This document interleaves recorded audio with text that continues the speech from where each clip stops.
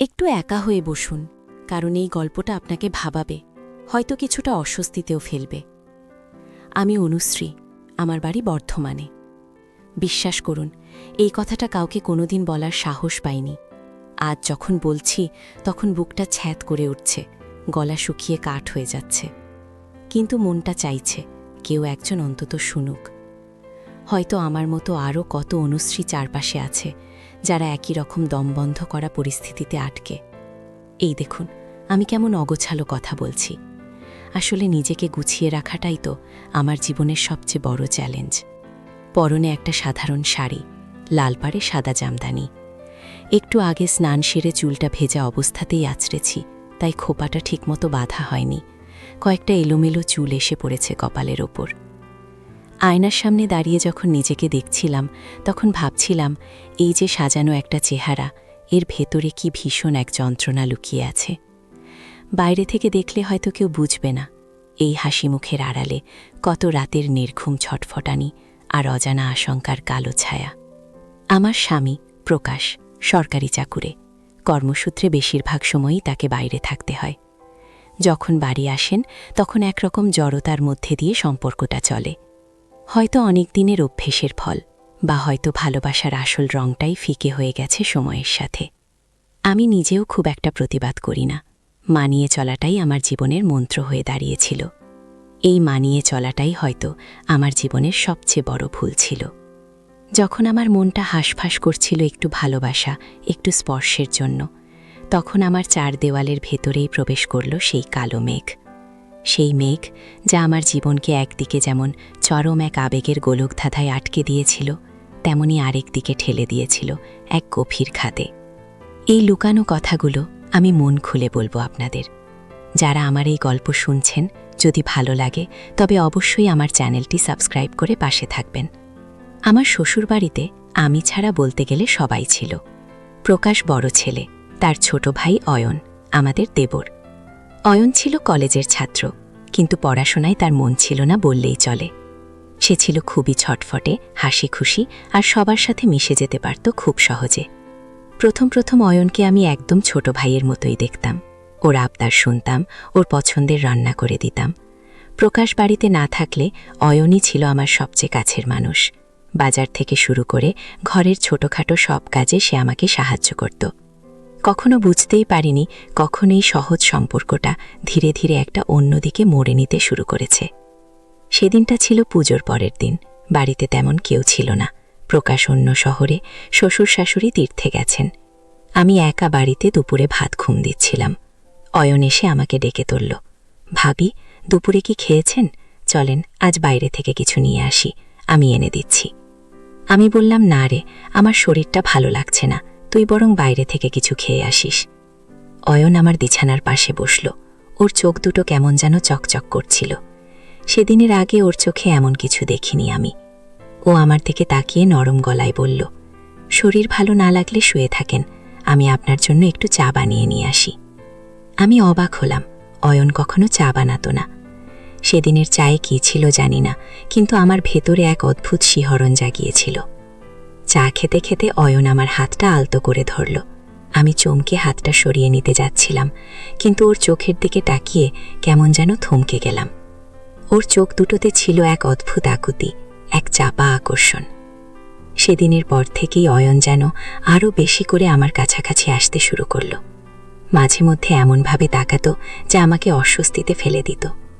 রাতে যখন প্রকাশ ফোন করত, তখন তার গলার স্বরটা আমার কাছে আরও বেশি যান্ত্রিক মনে হতো। অয়নের সাথে কাটানো ছোট্ট মুহূর্তগুলো যেন আমার কাছে নতুন এক জগৎ খুলে দিচ্ছিল। একদিন গভীর রাতে, তখন রাত প্রায় 2টো বাজে, আমি বারান্দায় দাঁড়িয়েছিলাম। সেদিন আকাশের চাঁদটা ছিল অসম্ভব মায়াময়। আমার মনটা সেদিন ভীষণ উদাসীন ছিল। হঠাৎ পেছন থেকে অয়ন এসে দাঁড়ালো। আমি চমকে উঠলাম। অয়ন খুব নিচু গলায় বলল, ভাবি, ঘুম আসছে না? আমি মাথা নাড়লাম। ওর চোখ দুটো আমার দিকে স্থির। সেদিনের নীরবতাটাই ছিল সবচেয়ে বেশি মুখর।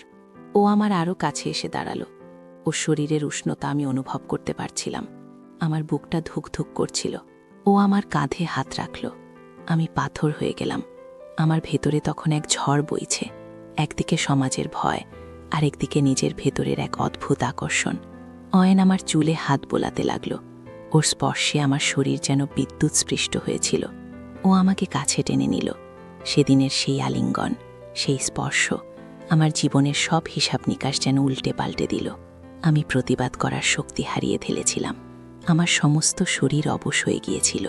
ও আমার কানের কাছে ফিসফিস করে কি যেন বলল, যা আমি পুরোপুরি শুনতে পাইনি, কিন্তু তার প্রতিটি শব্দ আমার ভেতরে এক নতুন আবেগ জাগিয়েছিল।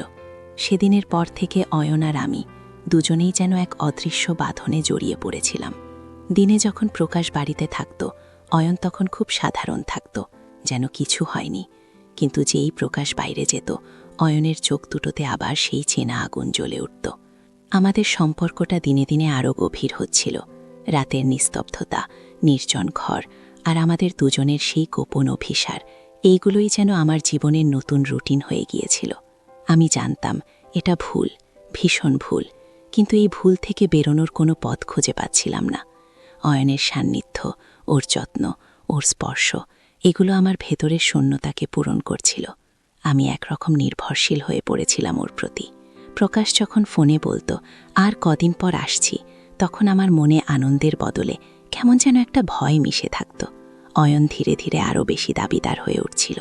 সে আমার প্রতিটি মুহূর্তের খবর রাখত, আমি কার সাথে কথা বলছি, কি করছি, সব।